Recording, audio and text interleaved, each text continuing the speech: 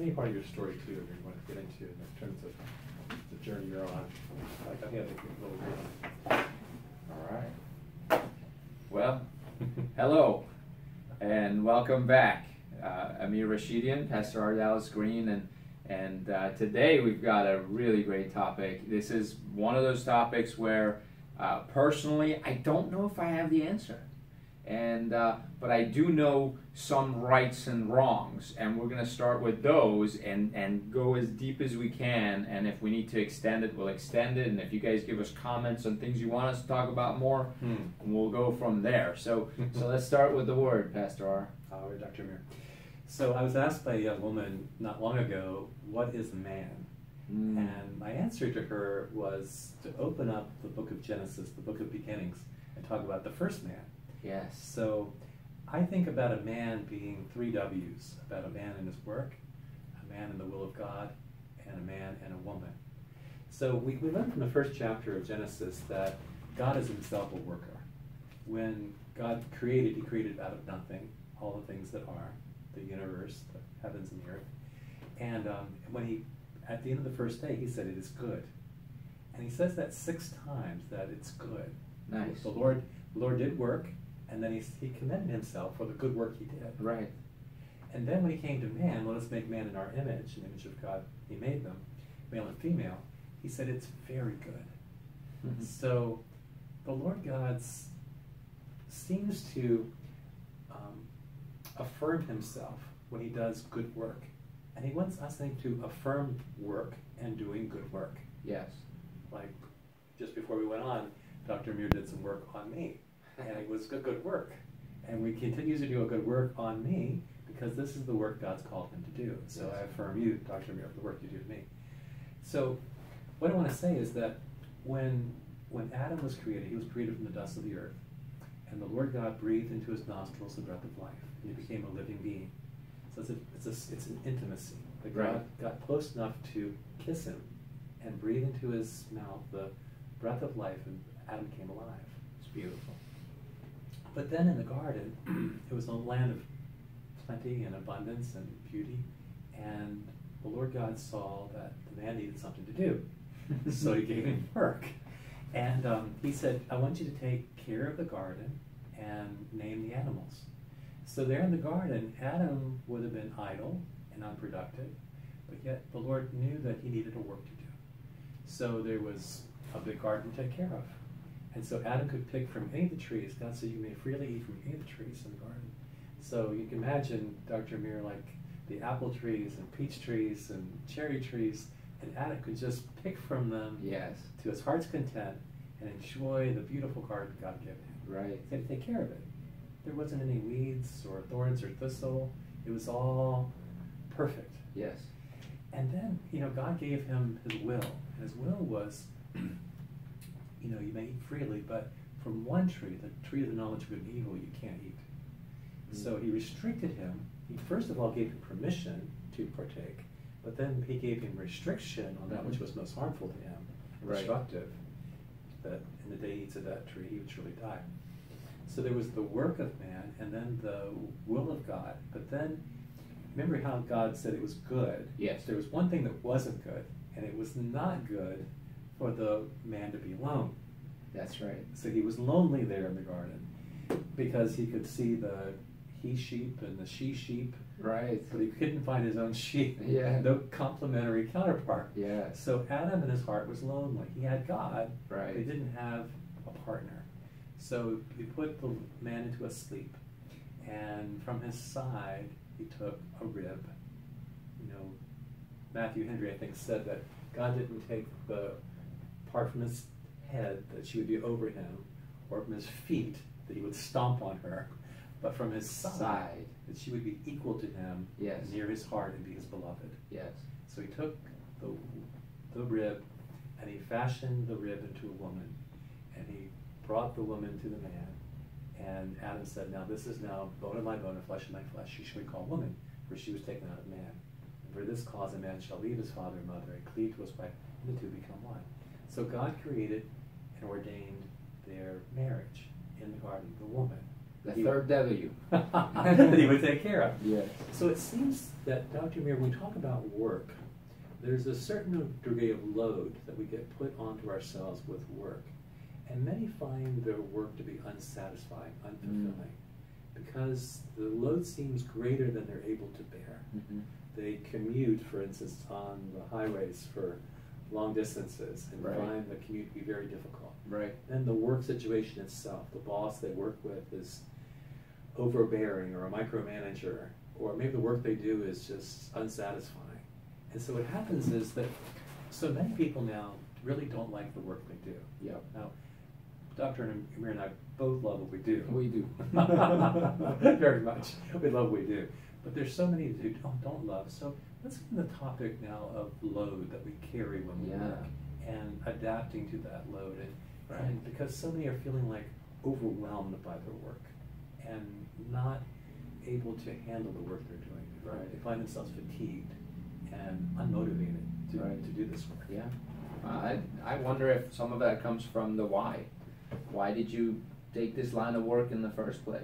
You know, what was your motivating factor? What drove you?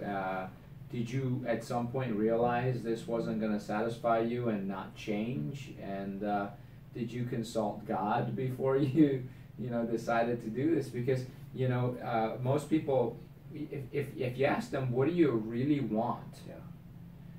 Aside from, oh, I want to be happy, they don't know what they want. And you say, what would make you happy? That changes day to day. Today I'd be happy if it wasn't raining, and yesterday I'd be happy if it wasn't so hot and sunny outside. So, there's we don't really know. It reminds me. This is a little bit off the topic, but I was talking to someone who is obese, has arthritis as a result of the obesity, has heart disease and diabetes as a result of obesity. She has a high risk for stroke and cancer. And so the question was, what are you eating? And she said, well, I eat a bunch of croissants with butter and cheese for breakfast, and then I like fast food. So I eat a lot of fast food the rest of the day.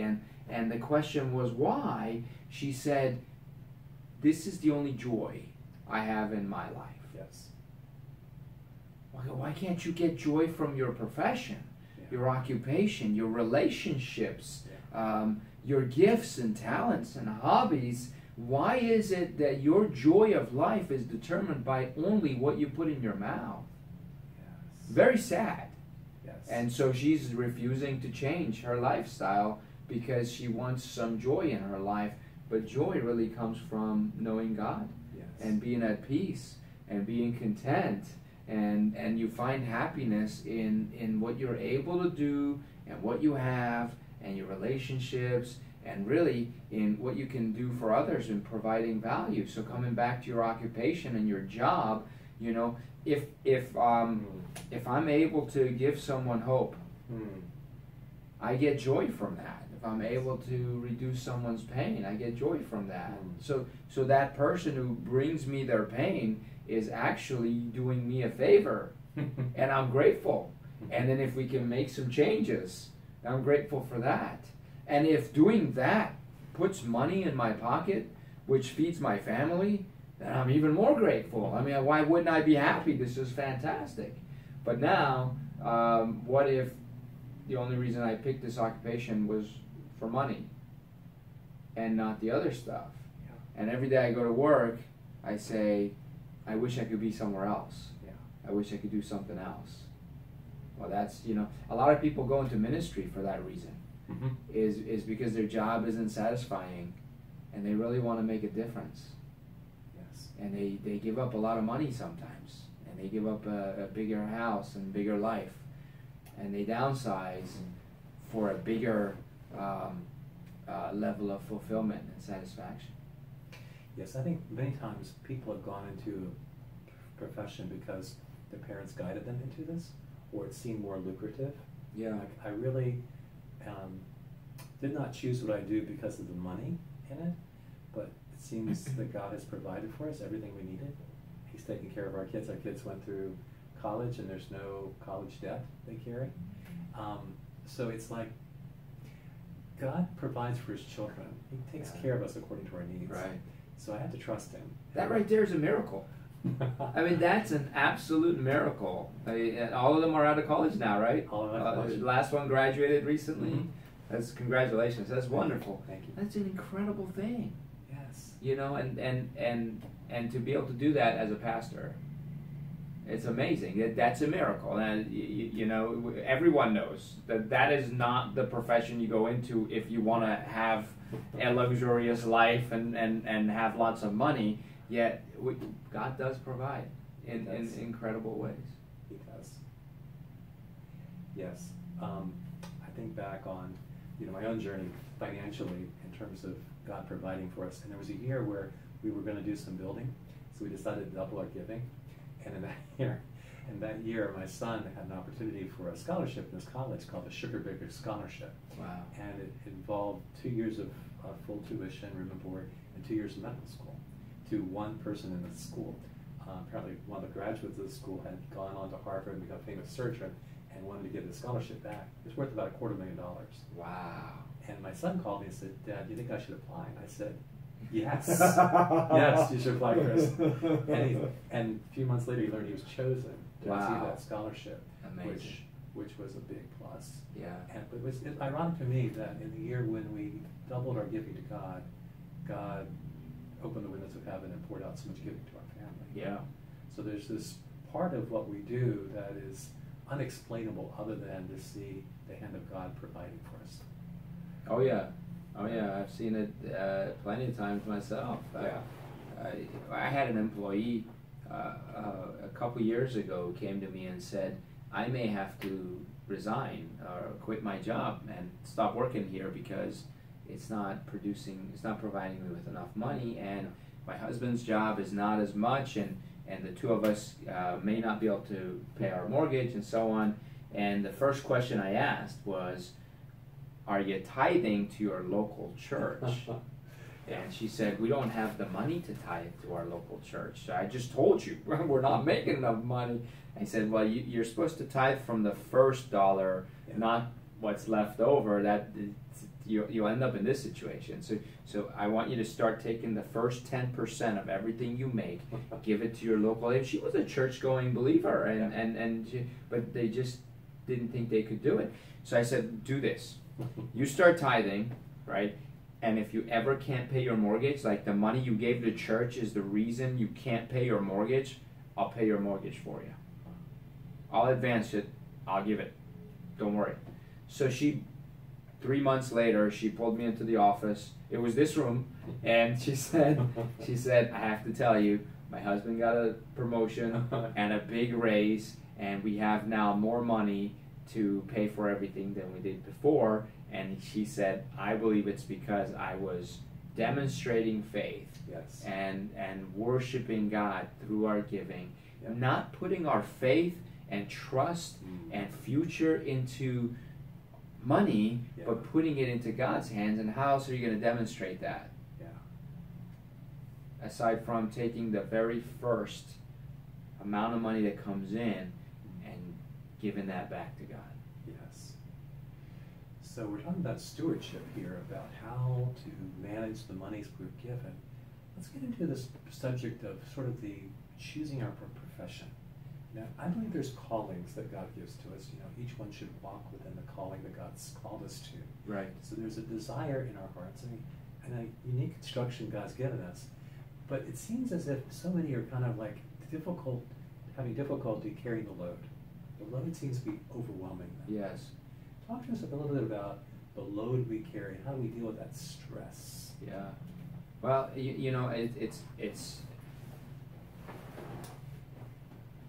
it's ambition, right? So a lot of times we're talking, don't shoot for the moon. Don't have the desire for lots of things, or don't work for building the money or for making money and so on. And what if our job was to work towards becoming something as opposed to gaining something. So what it makes me think about is the person who climbs Mount Everest or K2, or there's another mountain I found out 2 out of every 3 people who climb this die. Can you imagine? Like if like the 2 of us were going to bring a buddy and the 3 of us said, let's go climb the mountain, we would know 2 of us are not coming back alive. Wow. That's incredible. Yet people do this. They still go on these expeditions to climb this mountain and risk their life. Why do you think they do it? Because there's no money in that. Maybe there's fame, but can you name anybody? I can't even name the mountain, let alone anybody who summited this mountain. You know, Man's Mountain. Yeah, exactly. I'm sure there's a book with pictures of the people who made it to the top. I bet you they have the flag of their country next to them, and I bet they're smiling pretty big. I bet you they have frostbite all over their face, you know, and they're having trouble breathing. They can't wait to get down off of that mountain, but they do it. Why do they do it? I don't think it's for the picture, because you could superimpose them on that mountain and pretend they were there. I don't think it's for fame. I don't think it's for money. Why do they do it? I believe it turns them into a different person because they conquer the mountain. And when the person who started the climb is not the same person who comes back down. Yeah. That person is different. That person is now more resilient, more powerful, more willing to take on that load, that stress. That's a different person. What if we approach our profession like that, where you say, I'm going to grow to become a different person. Yeah. I'm going to shoot for that promotion or that raise, not because of the money, but because I have to become a better person. I have to become a person who can handle more, take on more. And see, if our focus with our profession is always, I need to reduce my stress, well then your job, your focus becomes, can I do less? Can I do less? Can I do less of my job? Can I show up at, you know, if you need to be at work at 9 a.m., can I show up, you know, right at 9 to punch the clock? And can I head out like 5 o'clock on the dot and not do a little extra work or anything? Just do the bare minimum just to make my paycheck. Well, is that person going to get that raise? Is that person going to get the promotion? Is the supervisor of that person going to trust that person with something additional? Because that's what a promotion is. More responsibility. The reason the doorman doesn't make the same money as the neurosurgeon or the OR surgeon is because the doorman doesn't have the same responsibility. Right. Maybe he works just as hard. Maybe he works longer hours. Yeah. But he'll never get that salary for only one reason. He hasn't accepted the responsibility that comes with, you know, your son who has someone come into the emergency room and it's a life and death situation, and when everybody else is running the other direction, your son says, I'll take responsibility. Yeah. I'll help this person. Yeah. That is where it is. Why don't we work towards achieving something big, putting our gifts and talents to good use, and letting the chips fall where they may? Do it for who you become, not what you possess and what you gain, because we can have the whole race of, you know, one-upping your neighbor is having a nicer car and having the nicer lawn and having the bigger house and all of that. At the end of it, what's that all worth? So in Chris's case, Dr. Amir, his desire was to serve the underserved, to be the doctor to the poor, because so many people come into his ER without medical insurance, and there's not going to be any payment. So it can't be about money. Right. It has to be about his love for humankind. He wants to genuinely see people be better when they leave than when they came. Now, of course, some come and would love for him to prescribe them some oxycodone. Yes. And he has to tell them, no, this would not be in your best interest.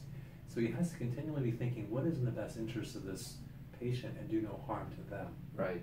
Some have looked at the internet and now want to tell him how to be a doctor. And he has to remind them he went to medical school. Right. And he's really after their best interest. Yeah. But so there's a certain degree of load that's been put upon him. His training was very rigorous.